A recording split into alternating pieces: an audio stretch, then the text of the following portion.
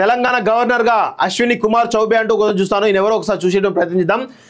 తెలంగాణతో పాటు జాతీయ రాజకీయాల్లో సంచలన పరిణామాలు చోటు చేసుకున్న సూచనలు కనిపిస్తున్నాయి. త్వరలోనే దేశవ్యాప్తంగా అన్ని రాష్ట్రాల గవర్నర్లు మార్చేందుకు కేంద్ర ప్రభుత్వం రంగం సిద్ధం చేస్తున్నట్లు తెలుస్తోంది. లోక్సభ ఎన్నికలు ముగిసిపోవడం, కేంద్రంలో ఏర్పాటైన సంకీర్ణ ప్రభుత్వం ఏర్పడడంతో మొత్తానికైతే లోక్సభ ఎన్నికలు ముగిసిపోవడం, కేంద్రంలో ఏర్పడిన సంకీర్ణ ప్రభుత్వం రాష్ట్రాల గవర్నర్ల మార్పులు చేర్పులపై దృష్టి సారించినట్లు తెలుస్తోంది. ఇందులో భాగంగా తెలంగాణకు పూర్తిస్థాయి గవర్నర్ నియమించినట్టు సమాచారం. ప్రస్తుత ఇన్ఛార్జ్ గవర్నర్ రాధాకృష్ణన్ పుదుచ్చేరి, జార్ఖండ్ గవర్నర్గా కొనసాగుతున్నారు.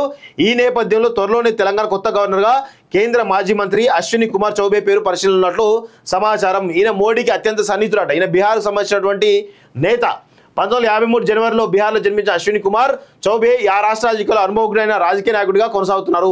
ప్రధాని నరేంద్ర మోడీకి అత్యంత సన్నిహితుడు, నమ్మదైన వ్యక్తి అనే పేరున్న అశ్విని కుమార్ గత ప్రభుత్వంలో మోడీ కేబినెట్లో పనిచేశారు. అయోధ్య రామ మందిరం నిర్మాణ ప్రక్రియలో కీలక పాత్ర పోషించారు. అయితే తెలంగాణలో అధికారంలోకి రావడమే లక్ష్యంగా వ్యూహరచన చేస్తున్న బీజేపీ అందుకు అనుగుణంగా పావులు కదుపుతోంది. ఈ మేరకు ఇప్పటి నుంచే క్షేత్రస్థాయిలో పార్టీని బలోపేతంపై దృష్టి సారించి కాషాయ పార్టీ ప్రభుత్వం రాజ్యాంగబద్ధమైన పదవుల విషయంలో జోరు పెంచినట్టు తెలుస్తోంది. సో మొత్తానికి తెలంగాణకేమో అశ్విన్ కుమార్ చౌబే మోడీకి అత్యంత సన్నిహితుడు. అదేవిధంగా కర్ణాటకకు మనం ఉమ్మడి ఏపీ మాజీ సీఎం ఎవరైతే కిరణ్ కుమార్ రెడ్డి పంపిస్తున్నట్టు తెలుస్తూ ఉంది.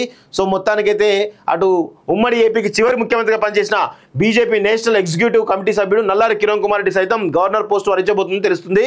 నల్లారిని కర్ణాటకకు నియమించే అవకాశాలు కనిపిస్తున్నాయి.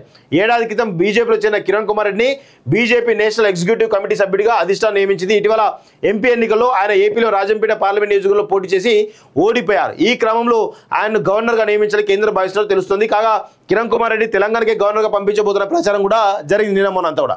సో మొత్తానికైతే భారీ మార్పులు జరుగుతున్నట్టు తెలుస్తూ ఉంది.